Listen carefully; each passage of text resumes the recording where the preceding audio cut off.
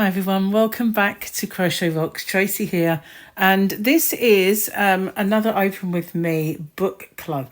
So this is the Modern Guide to Textured Crochet, a collection of wonderfully tactile stitches by Lee Sartori. And I'm got this one and another book, and I'm kind of going to do a couple of quick sort of stocking filler ideas really. This is $12.99 and I got it I think from Amazon. So yeah, let's get and have a look, shall we? I don't know about you, but I quite like textured crochet stitches and textured blankets and all that sort of thing. So I'm kind of got high hopes for this book. So let's just hope so, shall we? Right, so we've got the contents, which got quite a lot here. Obviously there's like all the bubbles and the shells and yeah, lots and lots of what's the word, variations on those stitches. So again, we're going to go into yarns and types of yarns and types of hooks. I don't think we really need those sort of pages, but luckily there's not that many of them. So we've got a few pictures, no names to go find it. So this is the traditional bobble stitch. And obviously this one is showing what it's like, you know, to do quite a lot of bobbles rather than just maybe a couple here and there or a pattern where you've got them. But this is showing you how it looks if you do the whole thing bobbles. So that's quite, I like the bobble stitch actually. And it's got quite a lot of in-depth instructions on how to do it. And I don't know why we've got this key. I guess it's I don't know, it's a bit strange because, you know, it looks like there's lots of stitches. Maybe there are, I don't know. I'd have to follow it, I suppose. So this one is called the popcorn stitch, and I do use this quite a bit. In fact, I do have a popcorn flower square that I did quite some time ago now, but I was going to make a beach bag with it because it's quite a nice square and it does sit rather, what's the word I'm looking for, it really pops, the popcorn stitch, as the name suggests. Double crochet cluster stitch, and I do use this one quite a bit as well. I'm not really sure it shows it in its doing it justice in that colour and the way it's photographed there. It is a nicer stitch than it looks in that regard. Treble crochet cluster stitch. So this is in UK terms then. So the double crochet cluster stitch, that would then be single over there across the pond. And this one is the treble one. So this would be the double crochet cluster stitch in the US.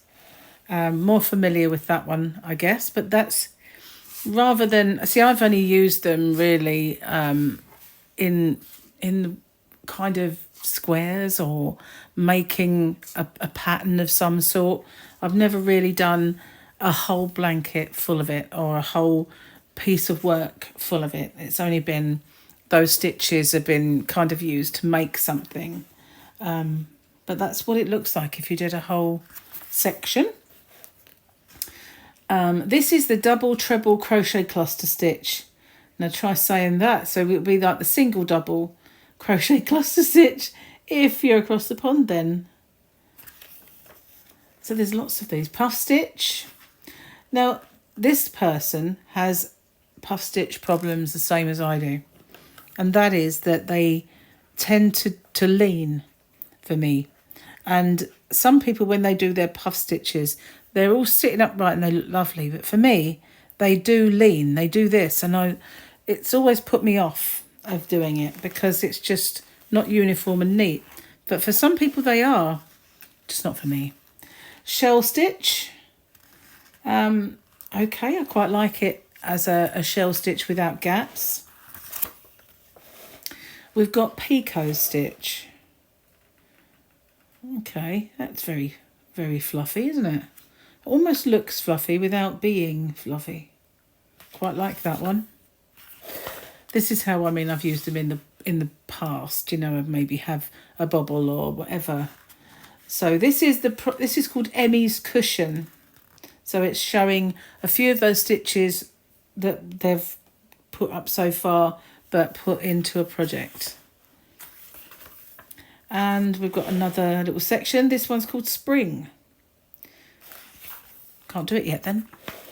Tulip stitch. So this is the tulip stitch. As you can see, if you do the colour right, it does look like a little tulip, which is quite cute. Embossed stitch. I like that one. You're going through... Just bear with me. Sorry about that, but if you have a cat, you will have recognised the telltale sign of a cat that was about to maybe huck up a fur ball. So yeah, she's now outside. Sorry about that. Cats, huh? They do like to let you know of their presence, don't they? Okay, moving on. Emboss stitch, that's where we was up to. But yeah, you're going through the top of the stitch with that one. So that is quite unusual. I like that. I might have a go at that one, you never know. The bullion stitch, not one of my favourites. It looks nice, but it's very weird to actually work. You're going round and round and round a lot, and I don't know, I find it very kind of I don't know, unruly. It's not uniform enough for me. That you can see that there are big loops, small loops. I don't know, it's hard to kind of get in, you know, perfect kind of symmetry of stitches, so I'm not keen on the bullion. Lilac stitch, now that one's very very snazzy, and as you can see, this is how you make it. That's different. I have a little go at that one. Branches and vine stitch. Is it really a stitch, or are you just kind of manipulating a pattern upon your square? But that's what you can do with it. That's unusual. Butterfly stitch. I've seen this one before. That's unusual as well. Don't get that very often. And there's the charts. What's this one? Spring cable. Are you fond of crochet cables? I'm not really 100% sure of them myself. Knitted cables are very, very neat, but sometimes I like the look of a crochet cable, but I'm not really one to do it very often. This is a crab stitch. Obviously, we're very used to seeing that on an edging, but this is the crab stitch. As you can see, won't grow very fast. That's the only thing. This is Joni's shawl. So again, we're now starting to use those stitches that you've just seen, or some of them. Actually, it doesn't look like there's many of them, does it? To be honest with you. And here we are. We've got summer. A few more stitches. So let's see. What have we got? We've got ice cream stitch. Oh, it does actually look like little ice creams, doesn't it? Less fattening too. Lemon peel stitch, and just to sort of cement that in your head, it's done in lemon, but yeah, that's quite a nice little texture. Strawberry stitch. I think if it wasn't done on a red background, you would see those strawberries a little bit more than you can. That's the strawberry stitch. And the summer shell, a little bit more raised. Strangely, really, though, that a lot of these summer ones are not very lacy. This one's called the rose stitch. I'm not really seeing it myself. It just looks like a very awkward bobble. Not really keen on that one, personally. Diamond waffle. That's actually nicer than the waffle stitch, I have to say. I'm not a keen waffle stitch. A lot of people say to me, "What, you've never done a tutorial for waffle stitch?" No, I've never really, I don't know why. I've tried doing it a few times, and I look at it and I just think, I'm not actually keen. One of these days maybe. But I like it done in a diamond. That's nice. That's weird really, isn't it? Why wouldn't I like it square, but I like it diamond? Summer cable. And modified puff stitch. modified puff stitch. Okay. Maybe it's because it's in a grid. As you can see, it's kind of in a grid sort of thing. That's what it looks like. Very similar in a way to the way that bullion stitch looked, with a bit of a gap between. It's nicer though. And we've got Tanya's ice cream tote. Oh, okay. That's that's nice. I quite like that actually. It's unusual. I'm not sure I've ever liked a purple ice cream, but you know, I suppose you've got to bring up the colours, haven't you? I might just stick to vanilla and strawberry on that one. Wouldn't work with chocolate, would it? Because it would look like the cone. Okay, autumn now. Okay, we've got basket weave. We've got the star stitch. Incidentally, if you've never been able to master the star stitch, I have a tutorial on a really easy way to get it to work. And it's with your fingers. It's really easy. Just manipulating it with your fingers, it becomes so much easier. So if I can remember, I'll put a link. I probably won't remember, but I'll try to put a link at the end. Now, don't forget, if I put the right-handed version, there is also a left-handed version. Most of my tutorials have a left-handed version and a right, with the exception of a few old ones and the new one for the scrunchie, the Christmas scrunchie, because we've got a bit of disruption in the house, so I wasn't able to do it. But yeah, that if you want to learn how to do that and master it, and you've found it very difficult, then give mine a go. You might sort it out. Okay, let's get going then. Acorn stitch. Just kind of looks very like a big bobble, doesn't it? I quite like it actually, as a texture. And this is the berry stitch. Okay, I'm fed up with the word stitch already, but there's not anything else I can substitute for it. Jasmine stitch, otherwise known as the star stitch. I think that's both of them. Or is it the willow stitch? Do you know, I'm just getting annoyed with the word stitch. Basket weave, which we mentioned earlier. Loose leaves. Now that's different. Although, it reminds me of the crocodile in a way. But I'm not really keen on this part being a different colour if it was a leaf. You know, that's the only drag that I can see, the only drawback. Autumn cable. Well, we've got a cable for all occasions then, haven't we? That goes over a couple of pages. Houndstooth, that's been around for a long, long time, isn't it? Yep. Okay, moving on. Coffee cup. Really? Doesn't look like a coffee cup to me. I would not have a clue why they called it that. Just looks like a kind of more like a beehive than a coffee cup. Oh well, move on. Project Carla's Autumn Cowl.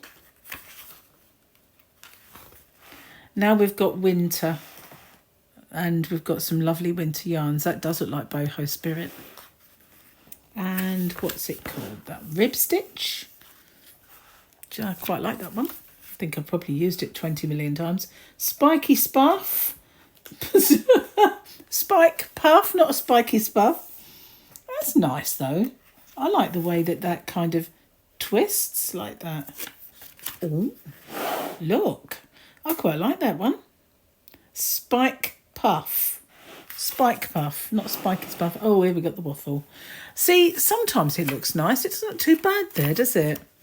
Maybe it's just me when I make it. Because I think when I look at pictures of it, it looks nice and neat. And when I make it, it looks huge. I don't know. Maybe I just need to use thinner yarn.